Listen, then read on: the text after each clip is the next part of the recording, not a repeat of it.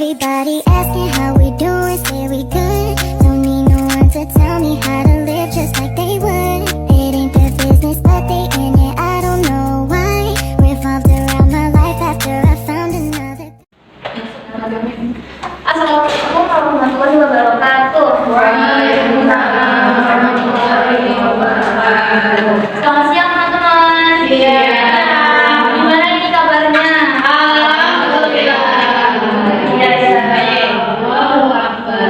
Yes. Oke, alhamdulillah. Saya harap kalian semuanya baik. Tapi sebelum kita menuju ke bahasan selanjutnya, awal baiknya kita membaca doa agar setiap langkah yang kita lakukan mendapatkan ridho dan rahmat dari Allah Subhanahu wa Ta'ala. Doa dimulai.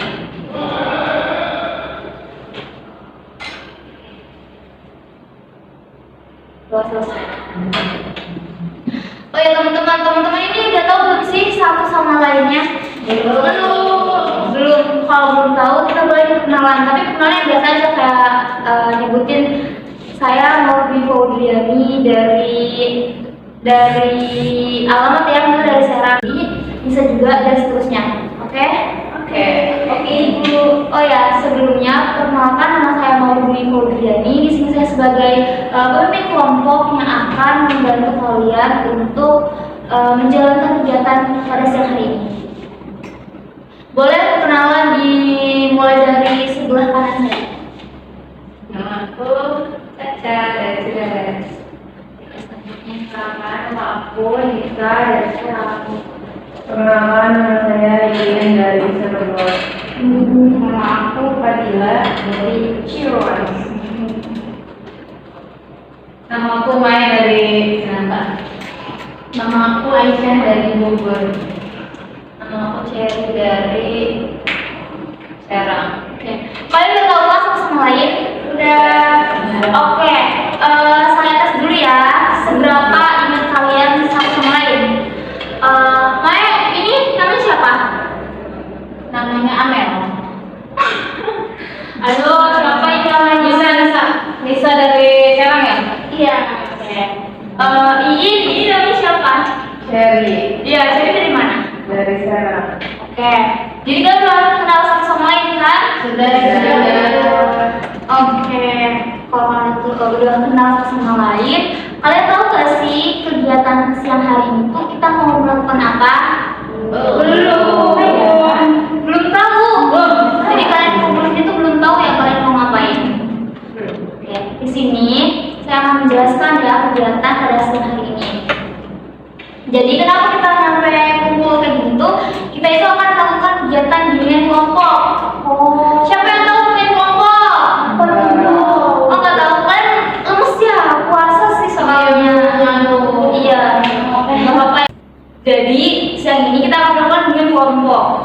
Bimbingan kelompok adalah salah satu layanan di bimbingan konseling yang dimana tuh ada beberapa anggota kelompok antara 7 sampai 15 orang. Sini tuh nanti kita akan membahas satu topik yang lagi viral dan urgent banget untuk dibahas.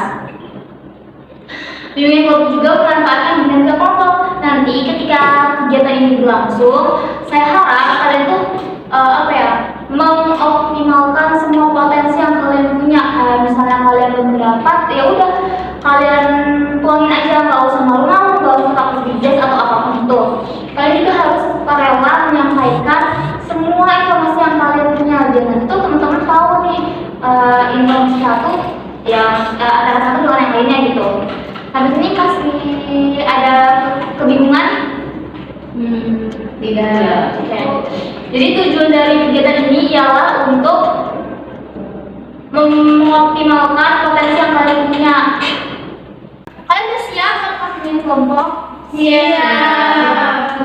Kalau sudah siap, coba nih benerin duduk kalian, rapihin meja kalian, biar nanti tuh ketika kegiatan sedang berlangsung kalian tuh gak ke-distract sama apapun itu. Siap? Siap. Oke. Dalam bimbingan kelompok ini ada 2 topik tugas dan topik bebas. Kalau topik tugas itu yang dimana topiknya diberikan oleh saya kepada kalian, nanti kalian dibahas gitu. Dan topik bebas adalah topik yang emang dari kalian sendiri dan kalian juga yang bahas itu. Jadi kalian mau pilih yang mana antara kedua topik ini?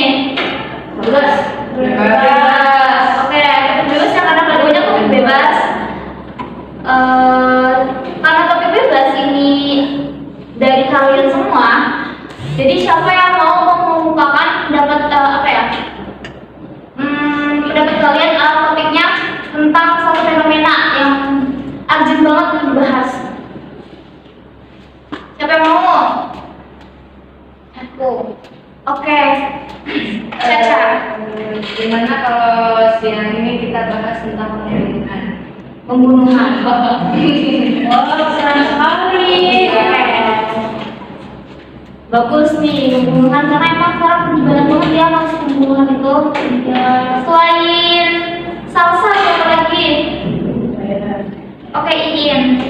Gimana kalau kita membahas tentang bullying? Bullying boleh tuh karena kan emang sekarang itu lagi viral banget tentang bullying yang dilakukan oleh anak sekolahan itu loh. Iya. Selain pembunuhan dan bullying, siapa lagi yang mau mengungkapkan pendapat kalian untuk bahas siang ini? Cukup? Cukup kayaknya cukup nih. Kita voting ya. Topik mana dulu yang perlu kita bahas? Siapa yang setuju kalau siang ini kita membahas topik dari salsa? Oke, Dewa dan Maisaro. Siapa yang setuju kalau siang hari ini itu tuh membahas topik dari Iin? Saya Oh, banyak banget ya. Jadi kalian tuh tertarik tentang pembulian ya? Iya. Ada dibully, Bu. Sampai ada lagunya itu kan, Bu. Iya, lagu apa itu? Dibully. Apa dibully? Bully. semuanya saya.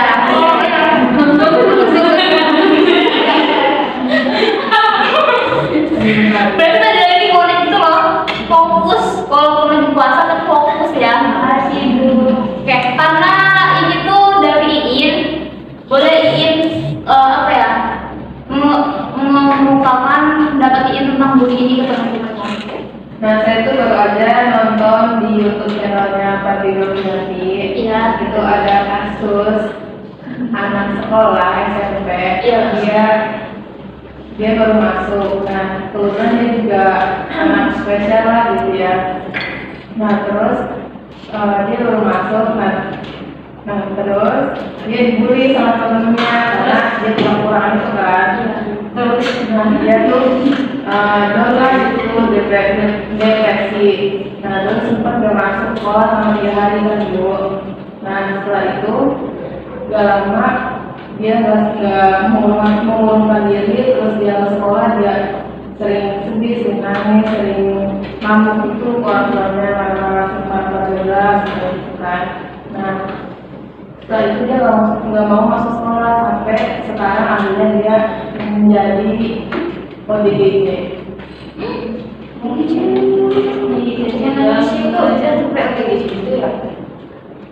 Karena memang bullyingnya sudah apa sih fatal mungkin ya.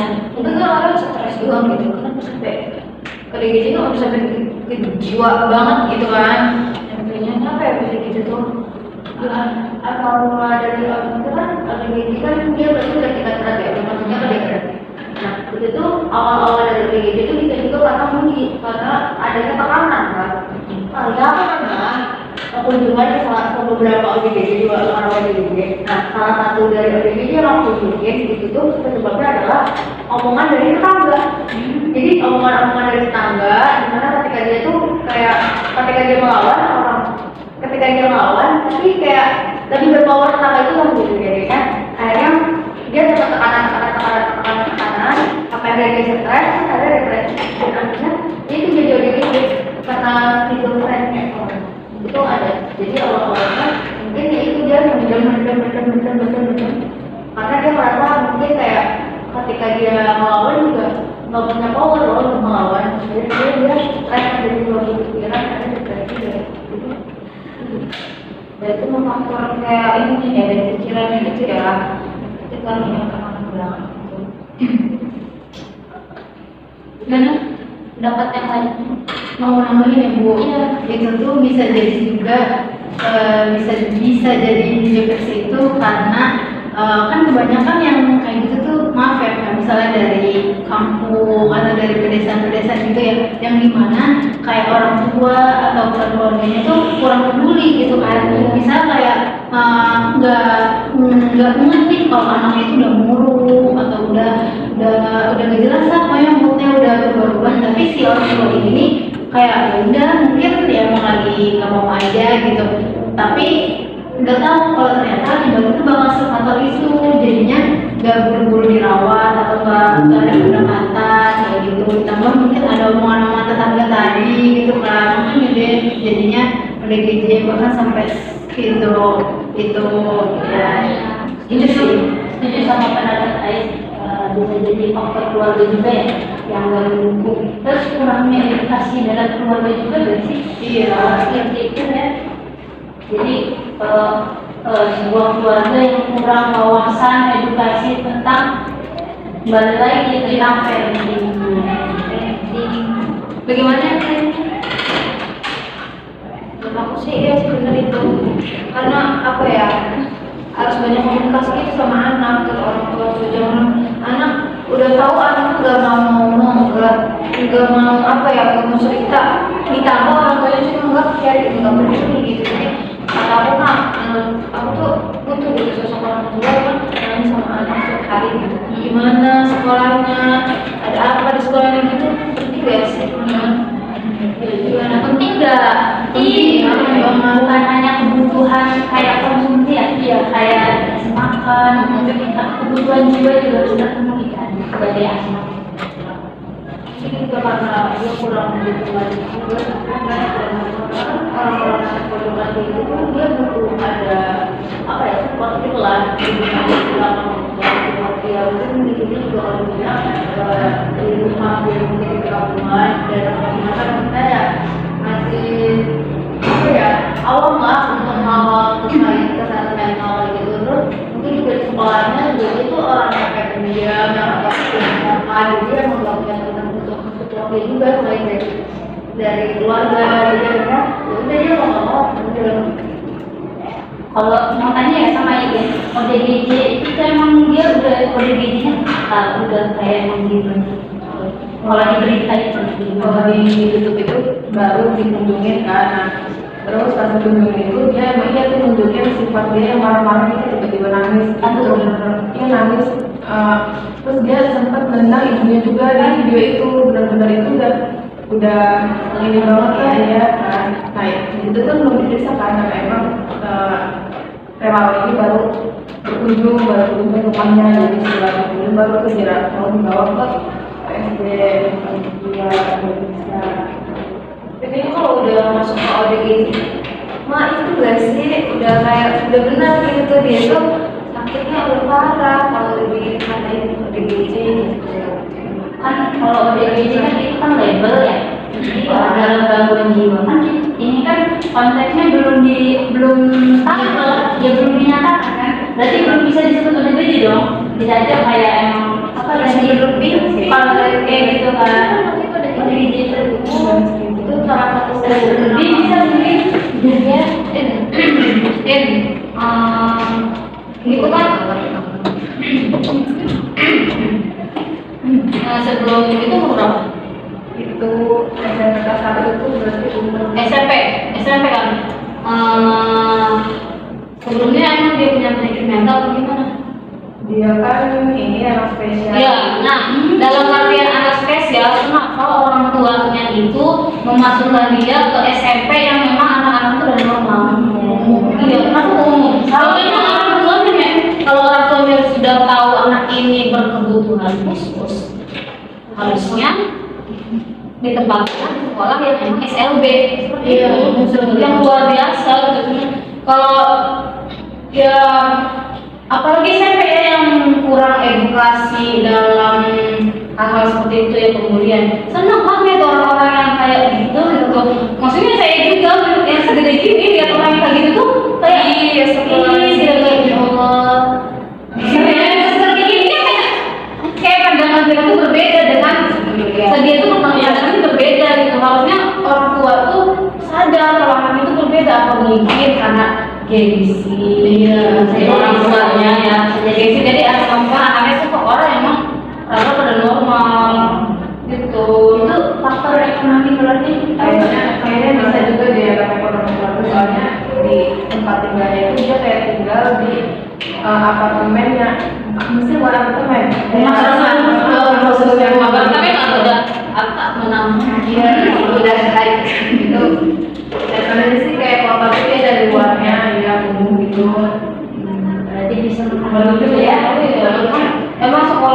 sekolah SMP kan harganya beda ya.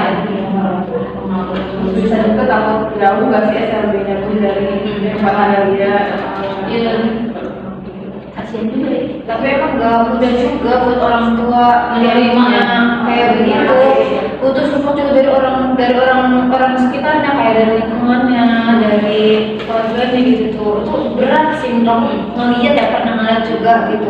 Mendampingi ibu yang kayak gitu, kayak ngerasanya itu mau masukin anaknya ke sekolah kebutuhan khusus itu mikirnya beberapa kali gitu tuh. Belum lagi dari omongan-omongan tetangga biasanya itu ya.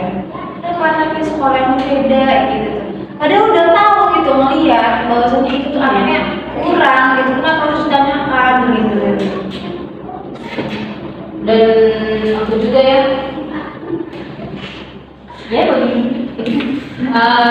Ada dari keluarga aku gitu, yang memang si anak ini sudah didata sih emang berkebutuhan khusus, umur 5 tahun tidak bisa bicara, tidak bisa jalan, jadi itu aja kan. Orang-orang kalau berpendapat lain ya, kalau berpendapat lain kan sudah lah gitu, anak tuh udah berkebutuhan khusus, nggak bisa gimana sih mau 5 tahun, mau 6 tahun gitu kan, belum bisa apa-apa, cuma dia tidur nangis gitu, minta makan ya nangis gitu, teriak itu aja gitu.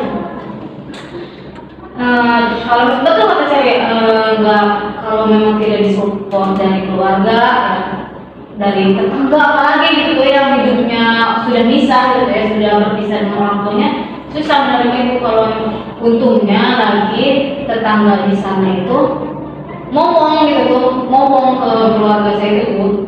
Jadi ya nggak tahu ya kalau di dalam hatinya mah ya, cuman kalau ini kan emang ceria-ceria aja, asalkan sosialnya itu mendukung. Kalau nggak mendukung mah ya entah apa yang terjadi ya, entah apa yang terjadi, mungkin gengsi, pasti sih. Cuman kalau dilihat sejauh ini sih masih kayak aman-aman aja, dan semoga aman sih.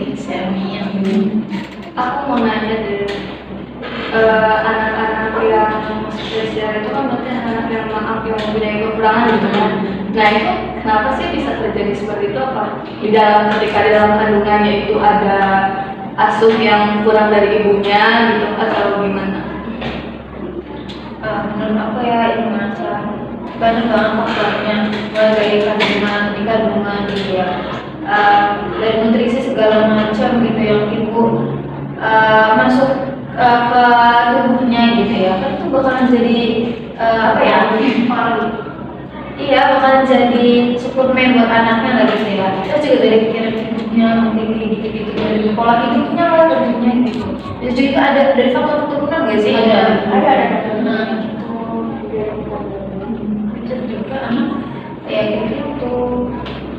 Saya setuju sama pendapat Cherry, tapi yang saya garis bawah itu tentang pikiran ya. Nah, saya pernah baca artikel itu bahwa ketika ibu hamil dalam keadaan stres atau stres gitu, waktu hamil, hamilnya sering cemas, itu nanti anaknya akan menjadi anak yang cengeng. Nah, terus kalau misalnya sebuah penelitian ya, kalau misalnya si ibunya ketika waktu hamil dia itu senang, gembira, itu akan apa sih, anak itu ketika lahir akan menjadi yang penurut gitu, nggak suka nangis, nggak suka rela. Ada ya kan anak yang kayak emang dia tuh nurut gitu tuh, waktu apa sih dia nangis ketika pengen susu aja gitu tuh. Ada kan anak yang pengen kalau begitu aja pengen seperti itu sih. Nah, izin menanggapi juga ya, kalau misalnya pertanyaan Caca kenapa si anak itu bisa berkebutuhan khusus ya. Pertama emang dari hal keturunan juga bisa ya, karena banyak sekali ya yang ya keturunan begitu. Dan selain dari keturunan kan udah faktor dalam ya, ada juga banyak juga yang memang dari faktor luar. Contohnya di saat ibu hamil ini, ibu mengandung ini, ibu mengkonsumsi obat-obatan yang memang gak dianjurkan. Maksudnya yang kayak si ibu nih gak menginginkan anak ini hamil, gak mau saya tuh gak mau saya hamil di luar nikah. Otomatis kan dengan segala cara kalau belum menerima, si ibu ini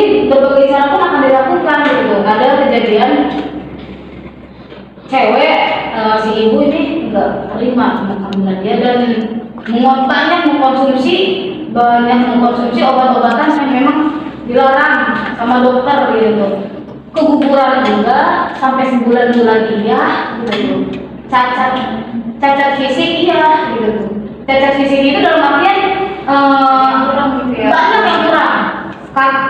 Jari kaki nggak keluar semua, tangan nggak keluar, jenis kelamin tidak terdeteksi apakah ini cewek atau cowok gitu.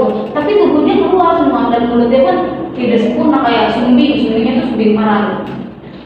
Ya, dan memang itu kan kasihan juga ke si anak ya, kasihan mental anak gitu. Yang mana ya mendingan, kalau kasar ya, mendingan kalau yang nggak ada ya. Iya, mendingan kalau apa? Mendingan sama sekalian hidup gitu, karena semuanya nggak ada gitu. Dan bingung juga yang menderita sendiri kalau yang perempuan laki-laki, jangan tidak muncul gitu, dari kaki tangan tidak muncul. Dan memang ada juga kejadian fisik mereka dari luar ya, ini efek dari luar ya. Kenapa dia bisa jadi semacam anak luar biasa itu, spesial itu? Dia mau semua muncul, semua sempurna, kira sempurna, cuma itu anaknya punya autis, kebanyakan gitu. Kebanyakannya anaknya autis, terus selain itu apa ya? Ini sama dia gitu. Jadi menurut ya kalau faktor selain itu cuma kan sih yang paling benar yang bullying itu. Terus yang pelaku bullying itu kayak gimana gitu? Di apa ditindak? Apakah itu masih di bawah umur kan ya? Untuk itu belum tahu ya, karena emang belum muncul juga tuh kelanjutannya gimana, baru sampai si anaknya itu tanggung doang itu namun benar-benar yang aku banget sampai nendang ibunya gitu ya. Terus udah belum tahu kelanjutannya gimana gitu. Katanya sih bakal musuh teman-temannya ya, pelakunya itu yang diusut nanti gini ya kan. Sedangkan saya masih juga hubungan ini bisa bicara. Ada penjara orang tuanya gitu. Rehabilitasi bisa jadi. Undang-undangnya memang buat anak di anak boleh tahanan ada tahanan. Ya itu sih ditingkat juga. Emang maksudnya kartu kulit itu banyak banget. Apalagi sekarang bully kayak kamu yang mau bully, kamu yang mau kamu. Iya, benar. Tapi biasanya ya orang yang bully itu dia juga korban. Biasanya tuh jadi kan kayak balas dendam. Dan sebenarnya bukan orang yang bully dia. Kenapa sih mesti kayak gitu ya? Kenapa sih nggak harus ke orang itunya aja dibully ya nggak sih? Menurut teman-teman, bullying itu candu nggak sih? Candu kali ini. Kalau kata saya sih iya ya Teh. Soalnya misal begini nih ya, di lingkungan kita nih, di kelompok sini nih, misal saya merasa mahir dalam pelajaran kaligrafi misalnya. Nah, saya tuh kayak ya jelas cuman bikin Allah Akbar aja, masa kalian lama banget sih, ini tinggal kayak gini doang loh. Nah, misalnya saya nengok nih ke sebelah, cuma bikin dari situ aja mulai yang sebenarnya sekali bisa gitu tuh. Nah, karena saya mempunyai kelebihan ya, mungkin saya kayak mikir, kok dia bisa sih gitu doang. Kan pas saya keliling, kayak, mereka juga bisa, kok gitu doang, karena gampang loh kayak gitu. Nah, dari situlah dari hal sepele ya, dari yang kecil-kecil kayak gitu, mungkin dia kayak merasa, ternyata saya jago nih kayak gini, berkembang gitu. Jadi iya Itu maksudnya piknik nggak sih? Piknik. iya. Kalau kayak merasa apa sih? Merasa paling kayak Iya, itu atau enggak? Tapi menurut aku ya, kalau kamu tuh enggak deh, lebih ke menular. Bullying menular. Berarti kayak nggak boleh temenan sama orang yang bukan gitu. Iya, karena kalau nggak boleh sama orang yang bully, pasti kita ikut bully. Terus juga dia menular sama yang dibully. Makanya itu nanti berputar loh. Jadi misalkan aku membully Caca, kamu bully Caca. Nanti suatu saat nanti Caca bakal bully orang juga.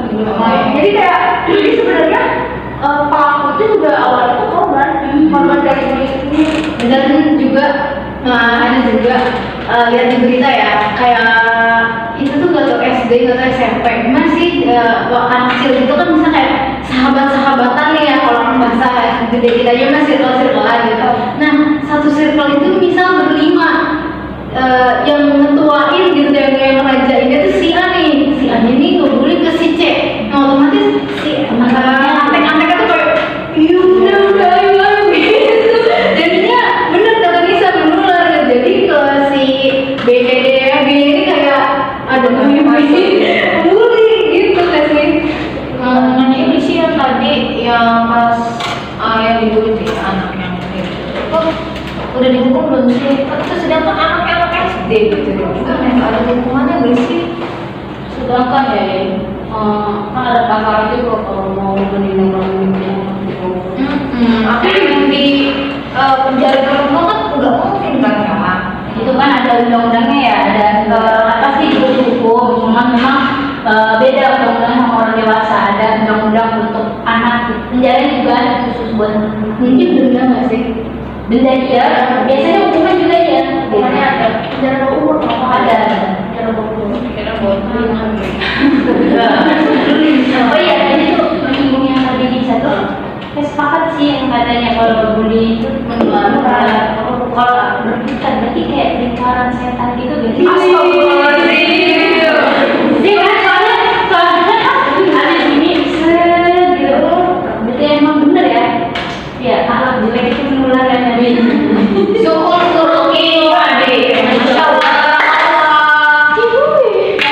Dulu ya waktu sekolah, zaman sekolah tuh kayak kakak kelas yang suka membuli, misalkan yang kelas 12 membuli kelas 11. Nanti ketika kelas 12 udah keluar, kelas 11 masuk kelas 12 tuh ngelakuin hal yang sama ke kelas 11 itu. percis ya Persis.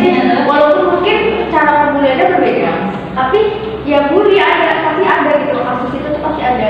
Jadi menurut aku emang itu pembuliannya maksudnya kayak gimana gitu? bully apa? Bagus itu sih. Yang misalnya, ih bau banget sih, gitu. Oh, jelek gitu. Fisik. Oh, jelek banget sih gitu. Oh, saya enggak ada sih. Alhamdulillah. Tapi kayaknya sekarang tuh ini nggak sebenarnya Lisan ya, verbal. jahat banget sih Mutir. Kalau Lisa tuh lebih ke cewek sih. Ya, tapi gimana dari Lisa? Ih, Mai jelek banget sih. Ih, itu ya kok gitu sih orangnya. Tapi karena di sini sebenarnya kita tuh banyak membuli gitu. Ada aja kan? Padahal kita tuh nggak merasa kalau kita tuh udah membuli gitu ya. Kayak fisik misalnya ya. Ih, gendut banget sih. Tapi ini tuh kayak pengen ngasih tahu gitu aja gitu. Kayak bercanda-bercanda. Itu maksudnya bully gak sih kalau kayak gitu? Gimana teman-teman? Itu bully gak itu? Mungkin itu bagian ya nggak sih? Oh iya, namanya ya. Lagi kalau memang kamu gendut, kamu kurus, itu kok pendek banget sih gitu ya. Kembali lagi nih, ke siapa dia ngomong, ke siapa juga tentatifnya. Ini kan kita ngomong kayak gitu tuh nggak mungkin kan tiba-tiba ke sembarang orang langsung ngomong lu gendut banget sekarang gitu. Lu bisa juga ada yang kayak gitu. Nggak pernah sama sekali lu sendiri. Ada aja kalau di jalan tuh suka kayak gitu gak sih ada orang ih kurus banget katanya kayak gitu. Langsung di depannya. Iya. Nih, itu kan juga kalau menurut saya ya dalam agen pembulian itu kan yang memang nantinya si korban itu kan memang ngedon, nangis, terus ada namanya. Tadi kalau perkataan kayak gitu, kita tergantung ruang lingkupnya nggak sih kayak ketika pertemanan kita sudah dekat, semua bakalan diucapin, semua bakalan diobrolin gitu, semua bakalan kayak pembulian itu ya bukan pembulian dalam artian itu kayak karena canda tawa gitu, kayak kasih sayang tersendiri di pertemanan itu gitu. Memang kalau memang pertemanan itu sedikit toksik ya, semua keluar. Binatang keluar, apa semua keluar, kecuali memang pertemanan itu ruang lingkupnya ukti yang green flag gitu ya, green flag kita baru ngomong iya kemarin pakai cadar sekarang udah pakai makeup aja nih gitu tergantung circle pertemanannya. Pembulian tuh kalau saya ya pembulian tuh yang kita ngomong pembulian kalau dia down yang dibully nangis, yang membuli takut kepada yang dibully. Ya. Itu kalau semacam kayak perkataan itu apalagi dalam artian teman dekat ya, atau contoh saya ke Cherry, contohnya itu mah bukan pembulian gitu. Dia juga selalu ngotot kalau saya respon yes kan. Tapi kalau menurut teman-teman pembuli, dan membuli itu ada niatan nggak sih? Membuli ada nih pengen membuli main, pengen membuli ini ya. Ada teman dia, iya, ada niat berarti ada kesal, ada dendam. Oke. Seru nih pembahasannya, menarik banget ya, kalian juga aktif banget satu sama lain, saling masuk-masuk gitu. Di sini siapa dari kalian yang mau menyimpulkan pembahasan kali ini? Siapa? Oke, bisa. Jadi kesimpulannya buat pembahasan itu kayak pertama kan tadi kasusnya itu bukan soal pembelian aja, nanti dia juga awalnya dia dibeli makanya saya bukan mungkin nanti ketika kita ada kenalan gitu, ada kenalan dengan tetangga dan saudara kerabat lah yang memang memiliki anak berkebutuhan khusus, kita tuh bisa memberikan apa ya kayak pemahaman bahwasanya anak berkebutuhan khusus itu nggak harus bisa dipaksakan untuk bergabung dengan anak-anak yang mau makan umumnya gitu, karena akan berdampak pada mental dia sendiri, karena kan sebenarnya ya usia anak-anak itu masih labil kayak gitu aja, jadi kan karena mau mengolok-olok dengan sama, bahkan yang normal aja suka diolok-olok gitu kalau misalkan berbeda dengan yang lain, bagaimana dengan yang kondisi seperti itu gitu. Yang mungkin bisa memberikan pemahaman lagi itu sebanyak keduanya adalah mungkin kita harus bisa kayak apa ya, kita menjaga pergaulan biar kita juga nggak bisa masuk ke dalam pergaulan yang toksik, lingkungan yang toksik, karena itu bakal merusak. Oke, terima kasih Nisa telah memberikan kesempatannya. Jadi siapa kalau dari kalian yang mau memberikan kesan dan pesan uang untuk kegiatan dengan kelompok? Saya Bu. Oke, Alex. Saya kesannya senang yang ada di kelompok sini ya, karena orangnya seru, terus obrolannya nyambung juga Bu ya.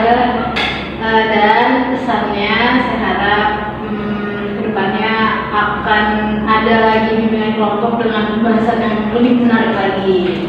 Oke, terima kasih Aisyah. Sama. Oh ya, karena tadi udah kan kita ada 2 topik tuh ya. Pertama tentang pembunuhan, yang kedua tentang bullying, tadi udah diskusiin juga. Mau kapan nih satu topik lagi yang belum kita bahas? Minggu depan? Yang Oke. Jadi minggu depan kita siap-siap juga ya. Tempatnya di sini, waktunya juga di sini. Waktunya juga sama. Oke Bu. Siap-siap. Terima kasih ya udah menyempatkan waktunya untuk melakukan bimbingan kelompok ini. Saya harap kalian selalu dalam keadaan sehat selalu. Amin. Dalam keadaan yang baik-baik aja. Amin. Oke, sebelum penutupan, mari kita baca hamdalah dulu.